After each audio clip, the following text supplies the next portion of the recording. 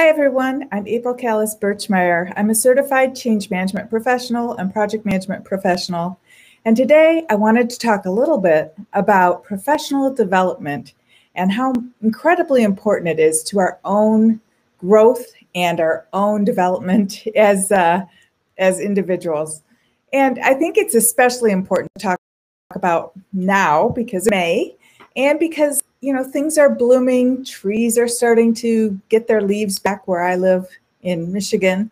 And it feels as though there's a new beginning and we're starting to see light at the end of the tunnel in terms of our COVID pandemic, in the sense that people are getting vaccinated. Even though there's raging pandemics in the world, there does seem to be a bit of hope with the vaccine. And so it's an exciting time, I think, and also a time when you can still really dig in for the year and do some great professional development for yourself. And by that, I mean, I'd love to see you pursue some sort of a certification. For many folks, that's a PMP certification, and that's the project management professional. I feel like it's kind of the gold standard in the PMI world. And it's a difficult certification to get, but once you have it, once you've gotten through that studying, the training, and the test, you have that PMP, and that can really help you to escalate your visibility in your organization, and it can help accelerate your career, which is, I think, extremely valuable. The other certification that I think it's important to look toward is the Certified Change Management Professional. And that's the CCMP, and that comes from the Association of Change Management Professionals, ACMP. It's a relatively new certification. It just started in 2016. And because it's so new with that certification, which means that if you combine both the PMP and the CCMP, you're one of less than 2,000 in the world. So it's a really big certification to add if you like organizational change management, if you are in project management and you find yourself, or in HR many times as well, and you find yourself in that little Venn diagram of communications and training and business redesign, and the place where those overlap and tend to kind of fall into one role is organizational change management. And so I've been an organizational change management consultant. I have a consulting company, and I've also been providing organizational change for a number of technology solutions for the past 20 years. And I would have to tell you that the combination of the PMP and the CCMP is a fantastic combination to have, because I can talk with professional project managers all day long. I understand the terminology. I understand the project plan.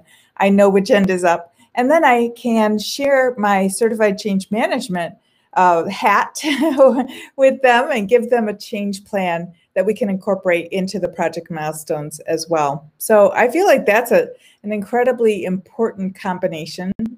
I also want to tell people that coaching is a great combination. Also, if you're a PMP and you want to go and get a coaching certification, that's a great tool, because you are able to then use that coaching ability and that knowledge and skills that you've developed through the coaching certification process, and you can apply that to working with stakeholders, working with sponsors, working with your technical team, and working with end users on a project. So I think that's a really important certification as well. There's so many different things you can choose in terms of certifications. I know I was in a conference about a week ago, and somebody was talking about the Discipline Agile Scrum Master certification. I think it's a DASM certification. And that was very interesting to me. It's a smaller certification, so you can get it more quickly. It's not as in-depth as the PMP or the CCMP, but it's excellent. I know a lot of HR professionals who have the SPHR, and that's a big certification for them. They have to take an exam and then maintain their certificate with PDUs.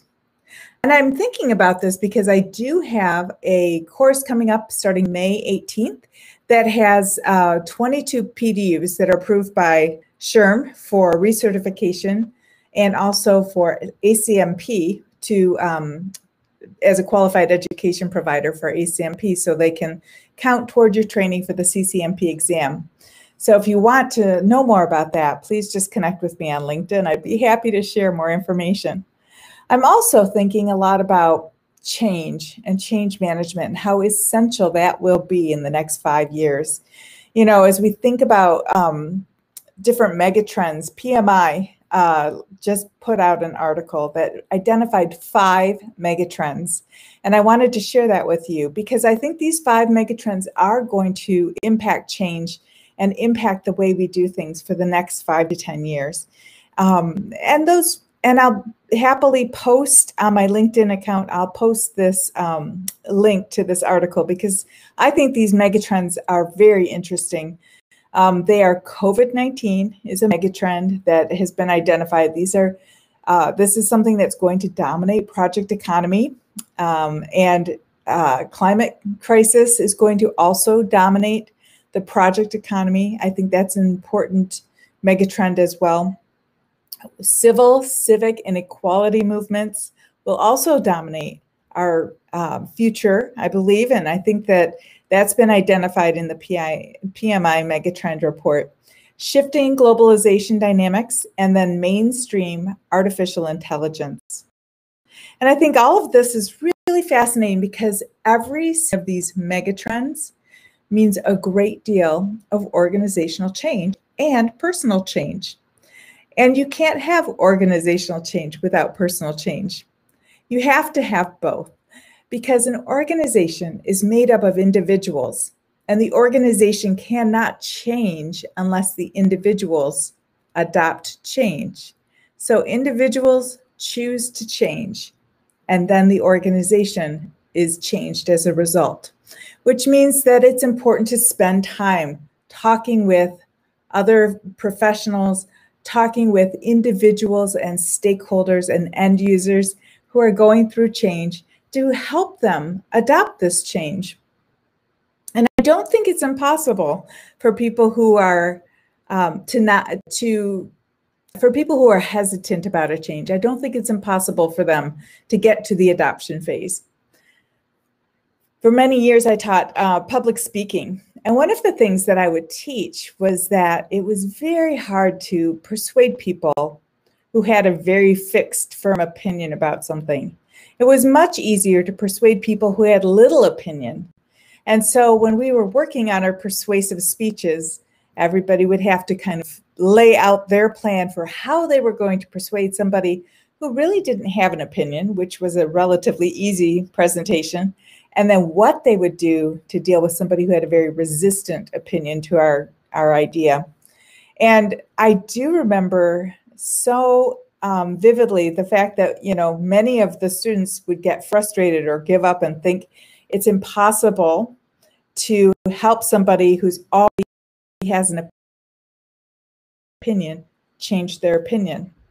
But today people who are COVID vaccine resistant or hesitant, they've been saying COVID vaccine hesitant, and how many of them are changing their opinion, which I thought was quite remarkable. And the thing that was helping these folks who were hesitant, who didn't want to get the COVID-19 vaccine, the thing that number one reason they were changing their opinion was that a physician, their family doctor, or somebody that they trusted close to them spoke directly to them and said, this is why I think you should change your opinion. And here is fact, and here's information. And not only did they give the facts and information, because we can find those many places, but they told the story. They told a story to those folks who were hesitant. For one woman, she said the story that she heard was that she likes to go with her family to Yankees games. And she realized that if they weren't vaccinated, it was going to be extremely hard for them to have to wear masks the whole time, and they would have to social distance. And she thought, I don't want to get the vaccine, but even more than that, I don't want to have to wear a mask to a Yankees game and be socially distant from people in the stands. I think that was an interesting appeal to her heart. And it was a great story for her to understand how not having a COVID-19 vaccine would impact her life. So I'm not here to say yes, no, that you should or should not, but I think it's interesting to find out what are the stories that make people change their minds. I saw another individual in that article. They were talking about the fact that they wanted to visit with their grandchildren, but their children said unless they had the COVID vaccine, they were not going to let the grandchildren come over and visit the grandparents. And that story was not the story that they wanted to tell. When they heard that that was the story, instead to overcome and their opinion, overcome their hesitancy, and get vaccinated, because the story that was really compelling to them was the story where the grandparents can see and take care of and play with their grandchildren. So when I talk about helping people to adopt change, I think so many times we go right to the facts. You know, here's the facts. Here's some information about why you should do this.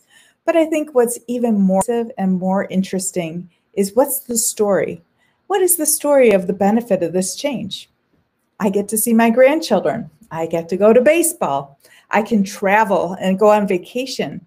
I think it's such an interesting perspective to think about this COVID-19 megatrend and the vaccinations that are kind of going along, and the hesitancy and then the understanding that without adoption of certain behavior, other behaviors are limited. So it gives us a great insight into how important it is to appeal to somebody's emotions with a story of the benefit of change. I think also talking about climate crisis and helping people to adopt new behaviors and to change old behavior to have an impact on the climate crisis is very interesting, and it's going to be a really hot topic, I think, for change management professionals and project managers. Civil, civic, and equality movements, I think, actually will have a tremendous impact on HR professionals as well as change management professionals. And then looking at the shifting globalization dynamics, I think will affect everybody. I don't think there's anyone who won't be impacted by that. And then, of course, this new idea of mainstream artificial intelligence. You know, there's so much artificial intelligence that's already in our homes that we barely recognize. I know many folks have an Alexa. I just said her name here and she's next to me. I have an Alexa device or a Google Home, something like that, where you're using artificial intelligence to help you get through, you know, tasks in the day. But there's so many other uses for artificial intelligence, and it's going to change the way that we do so many things. So I think this is an area where project management professionals and change management professionals can really come together and kind of look at, you know, what is it that is going to impact all of our and really be impacting these organizations, and how do we help people understand that story of the change, the benefit of the change, so they're able to adopt that change. They're able to reduce their hesitancy or to understand a different idea of why that change is needed. So when I'm thinking about professional development right now, and I'm thinking about springtime and growth, you know, when we choose to invest in ourselves and to professionally develop ourselves by gaining new skills and pursuing new goals, and we have a tremendous downstream impact to others. You know, our choice to become more proficient, more knowledgeable, to add skills and abilities to ourselves really impacts everything and all of the people that we connect with. So I would really encourage you this month to take time to think through, what would you like to accomplish by the end of the year, because you have to, and you just need to have a plan to get there. So take some time, think through how you'd like to add to your skill set. Think about what appeals to you and what kind of speaks to your heart about project management, HR professionals, or change management, and then pursue it. Go find it and see what you can do in the next 6 months in terms of getting a certification, higher skills, or even a new role if that's what you're looking for. So I appreciate your time today. I've enjoyed talking with you, and I look forward to seeing you next Tuesday. Take care.